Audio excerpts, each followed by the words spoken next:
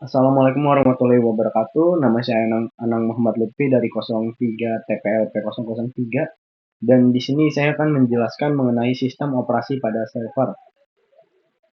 Apa itu sistem operasi pada server? Sistem operasi server adalah sebuah sistem operasi canggih yang dirancang untuk berjalan di server. Ia memiliki fitur dan subsistem yang diperlukan untuk beroperasi dalam dan melayani kebutuhan klien. OS server dirancang dari awal untuk menyediakan fitur yang sesuai dengan multi pengguna yang penting bagi bisnis. Ini menyediakan antarmuka pusat untuk mengelola pengguna, menerapkan keamanan, dan proses administratif lainnya. Fokus sistem operasi server biasanya adalah keamanan, stabilitas, dan kerjasama aplikasi. Fasilitas sistem operasi server. Yang pertama, server web atau web server. Server web menghosting program dan data dan merespon permintaan klien untuk halaman web atau layanan berbasis web lainnya. Server web yang umum adalah Apache, Microsoft Internet Information Service, dan Nginx. Yang kedua, server mail. Server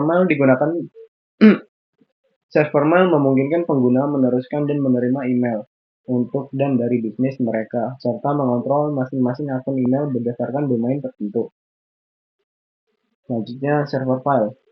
Berbagi file melibatkan titik penyimpanan bersama bagi bisnis untuk menyimpan dokumen atau data drive jaringan. Lalu server basis data. Beberapa sistem operasi server menyertakan integrasi database yang memfasilitasi pembuatan halaman web dinamis berdasarkan konten database. Lalu server aplikasi. Sistem operasi server harus dapat menjalankan aplikasi bisnis penting, baik itu CRM yang dihosting sendiri atau SaaS. Host server biasanya berfungsi sebagai lingkungan bersama untuk berbagai aplikasi kolaboratif. Dan yang terakhir, server pencetakan.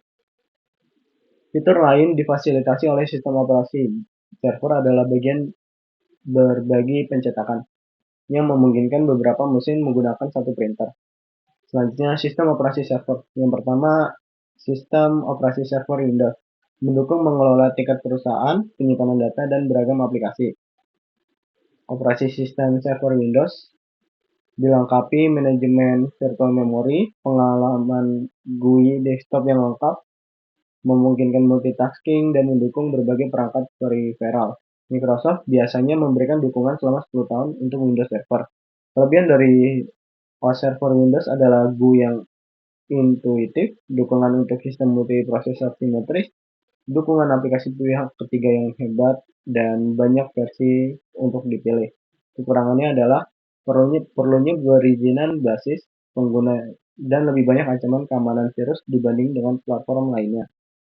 Selanjutnya Linux. Linux adalah keluarga sistem operasi mirip Unix yang memiliki semua fitur unik. Ini adalah sumber terbuka, tersedia gratis, memfasilitasi operasi multipengguna, multiproses, dan multi-user. Namun, server Linux memerlukan lebih banyak pengetahuan teknis, mulai dari instalasi hingga pemeliharaan dan perbaikan bug. Beberapa distribusi server Linux yang paling populer adalah server Ubuntu, server Debian, Fedora, lompatan OpenSUSE, server perusahaan SUSE Linux, dan lingkungan Linux. Dari OS server Linux adalah kelebihan dari OS server Linux adalah keamanan yang tinggi, beragam distribusi perangkat lunak, sumber terbuka terintegrasi, termasuk tingkat tinggi compiler bahasa, dan kemampuan untuk mengontrol sistem menggunakan GUI. Kekurangannya adalah dukungan jangka panjang untuk beberapa distribusi dan operasi kompleks tertentu seperti pembaruan sistem. Yang ketiga, server macOS. Server macOS adalah sistem operasi mirip seperti Unix berbasis macOS yang dikembangkan oleh Apple. OS ini dibangun di atas macOS dan menambahkan fungsionalitas server dan alat administrasi sistem, serta alat untuk mengelola aplikasi macOS dan iOS. Server macOS adalah pilihan tepat jika Anda menggunakan klien Mac di jaringan Anda. Meningkatkan kemampuannya membuat fitur untuk klien Mac dengan mudah.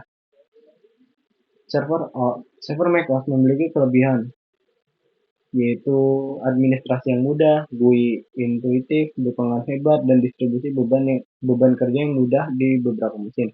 Dengan demikian, mudah untuk meningkatkan kekuatan pemrosesan. OS ini dilengkapi dengan lisensi pengguna tanpa batas. Kekurangannya adalah bahwa server macOS hanya berjalan pada perangkat keras Apple yang mungkin mahal dan tidak banyak pihak ketiga yang menyediakannya. Lamaran pihak selain itu, meskipun Apple menerapkan perangkat lunak sumber terbuka di sistemnya, terdapat perubahan khusus pada macOS yang memerlukan penyelesaian beberapa masalah yang tidak dapat dilakukan di Linux. Yang keempat, FreeBSD. FreeBSD adalah sistem operasi mirip Unix yang gratis dan bersumber terbuka.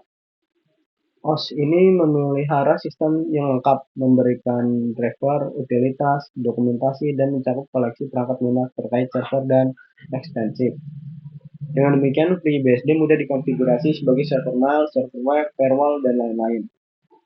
FreeBSD memiliki tim keamanan yang memeriksa semua perangkat lunak yang dikirimkan dengan distribusi besar dan mengizinkan instalasi aplikasi pihak ketiga dari paket binar.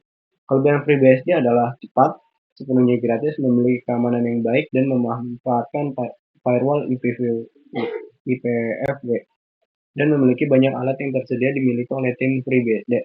Kekurangan dari FreeBSD adalah tidak mudah mempelajari karena dukungan komunikasi lebih buruk dibandingkan Linux dan tidak memiliki dukungan driver. Kesimpulannya, ada banyak pemilihan OS server masing-masing dengan kelebihan dan kekurangannya sendiri. Pemilihan OS server terbaik tergantung pada kebutuhan basic Anda. Faktor penting seperti jenis layanan server yang akan dijalankan, web hosting, file sharing, database, dan lain-lain. Keahlian teknis dan preferensi antarmuka, budget dan ketergantungan vendor, persyaratan keamanan dan keandalan. Dianjurkan untuk riset lebih lanjut membandingkan opsi sesuai kebutuhan Anda sebelum memilih OS server. Dan di sini saya akan menjelaskan bagaimana cara membeli sebuah virtual private server.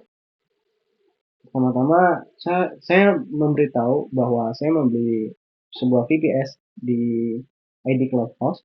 Ini websitenya www.idcloudhost.com. Lalu saya masuk ke sini, saya login menggunakan client area. Dan di bagian sini saya memilih